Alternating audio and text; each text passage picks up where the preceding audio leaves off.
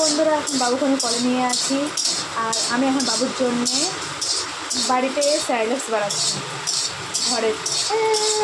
কিনা আমি খাওয়াই না বাবুকে, দোকান থেকে আমি ঘরে বানাই। তো দেখো কী কী দিয়ে বাবুর জন্য স্যারেলেক্সটা বানাচ্ছি আমি। ওকে, এই মাখানা আছে, এই কাজু, এই পিস্তা বাদাম। ওখানে আমি সবগুলোকে ধুয়ে ধুয়ে ভাজছি, কেন কি যেটা ধোয়ার মানে পিস্তা বাদাম ধুলাম, কাজুটা ধুয়ে পরে ভাজছি কমাচ করে। আর এ মাখানাটা তো প্যাকেটে থাকে, এটা কোনো এনে শুধু বাস কমাচ করে একটু গরম করে নিই, তাহলে টেস্টটা ভালো হবে।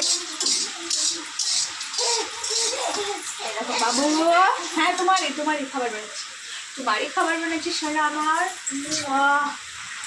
এই দেখো নীলের কি আনন্দ লাগছে, মায়ের কলে চেপেছে না, বাবু দেখে নাস্তা করছে। আমার স্যারেলেক্সটা বানাচ্ছে আমার মা, তাই জন্য খুব বাবুর হাসি লাগছে।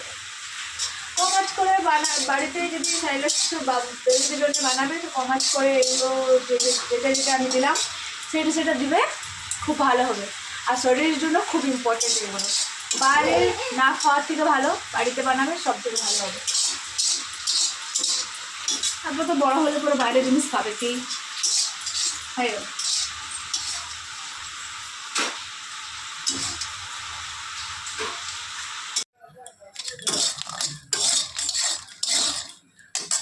দিয়েছি। এই দেখো মুগ ডাল, মাছ করে মুগ ডালটা ভাজছি এবারে। ওর বন্ধুরা এই দেখো বুটের ডালও দিয়েছি, কমাচ করে এটা ভালো করে ভেজে নেবে। এটা ভাজছি, চিড়েটা দিলাম, যেমন জিনিস থাকবে সেরকম করে দেবে, ঠিক আছে।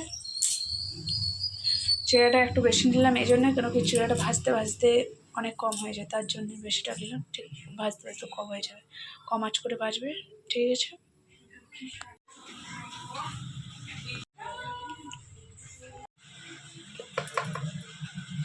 ওয়াও, কত সুন্দর, দেখো কতটা ইয়ে হয়ে গেছে, কত সুন্দর।